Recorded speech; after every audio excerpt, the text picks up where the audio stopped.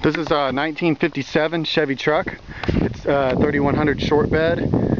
It's sitting on a 1975 Silverado frame.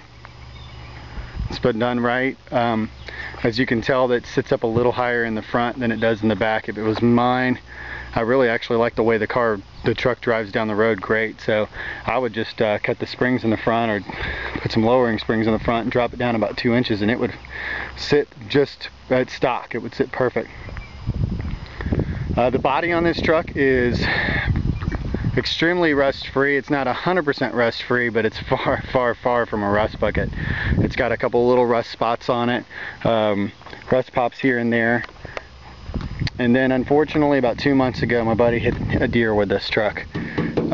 So that front fender, just the deer kind of hit him from the side, so that front fender needs to be pounded out or replaced. It looks like it could still be pounded out. It's still maintaining its major lines. And a couple of little dents in the door here. Other than that, the rest of the body's pretty straight. I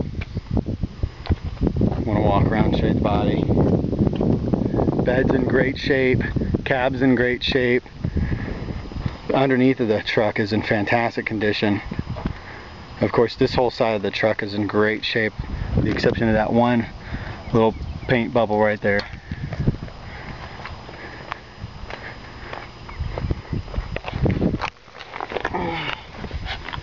Underneath the truck, like I said, is a 1975 Silverado. Of course, you can tell it's got the independent front suspension, disc brakes. It's got a 400 small block with a 700 R4 transmission. Just want to show the underneath and the inner fender wells. Dirty, but rust free. I don't put any undercoating or try to hide anything. There's your step up, inner step ups, inside step ups are in great shape. Floor pan's in fantastic shape. Of course, you got your usual, 60 years worth of grease sling on there from your drive shaft. Step up on the bed, and then the inner fender wells on the bed of the truck. Great shape.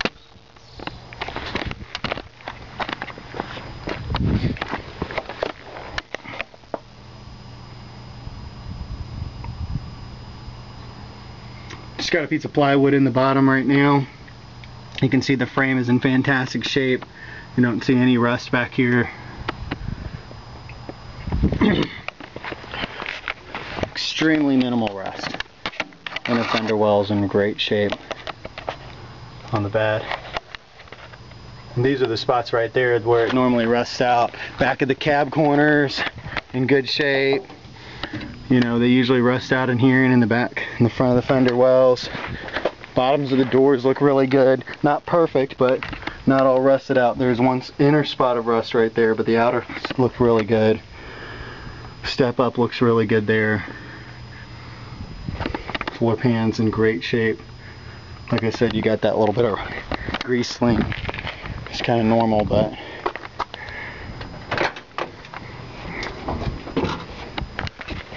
just want to show the bottoms of the doors. A little bit of patchwork cracking there, but nothing major. Definitely don't need to be replaced. Oh, I also forgot to show that final fender well. Let's do that real quick.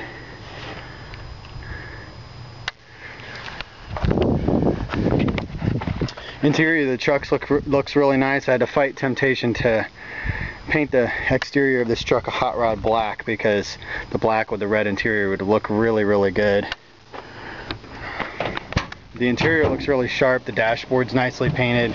It has been cut for a regular CD player. If it was mine, of course, I'd clean that up a little bit. Carpet kit's new. It's got the B&M shift kit in it with the Hurst Promatic 2 shifter. The seats are brand new, covered out of a newer truck. My buddy put that seat in my opinion, wrong. I would close that gap, and I think it'd look a lot better if he did it that way. But a couple hours in the shop and a couple drilling new holes, and that'd be pretty easy. So interior wouldn't be taking but just a little bit to, oops, I knocked that over when I got out. Wouldn't take but a little bit to finish her off. Take a look up under the hood.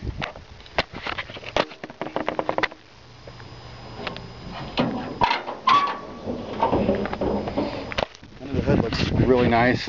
Be really easy to do a paint match on the red. It's got the disc brakes are manual disc brakes. They stop great. I'm gonna take it for a drive here in a second. Of course, it's got the Mallory ignition on it. It's got a Street Dominator intake with a Holley carburetor. Headman headers. It's got a new chrome alternator. It's got power steering. The old truck fires right up.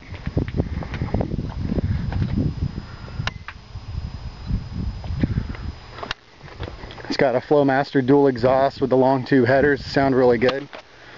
Give it a quick crank. Touch the key, it fires right up.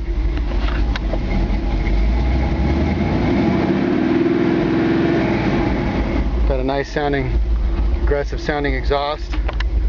Stereo sounds good. Of course, they're playing commercials. Now when you check out, everybody's got to be playing commercials. There we go. So the stereo actually sounds really good. It's got a CD player, it works great. Crank out the new Jason Aldean album. Well, let's take it for a quick spin. I think I showed you the bed too. This looks good. It does have a crack on the front windshield, so it's got a little cam in there. I don't know if you can hear that.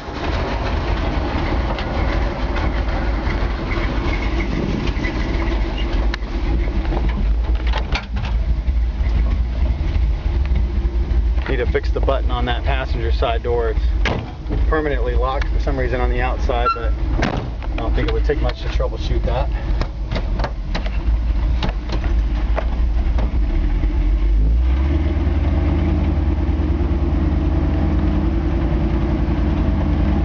When we're cruising down the road here, I'll do a camera shot of me driving this thing. Actually, you should see me driving around the parking lot right now. You want to see me just turning this thing. I mean, it steers with one finger. I mean, it drives so good. It does have a B&M shift kit in it. It's got a little cam in it. It's got that 700 R4 with a shift kit in it that was kind of made to giddy up. So it's got a crisp first and second shift.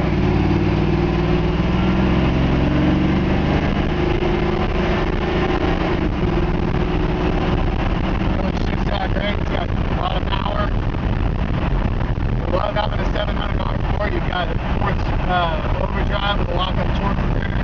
This thing will have absolutely no problem cruising down the freeway at just about any speed you're comfortable driving it. We'll get up to, oh, I forgot to show you, the turn signals all work, the lights all work. Didn't want to go overboard doing too long of a video. But like I said, lights work, brights work, turn signals work.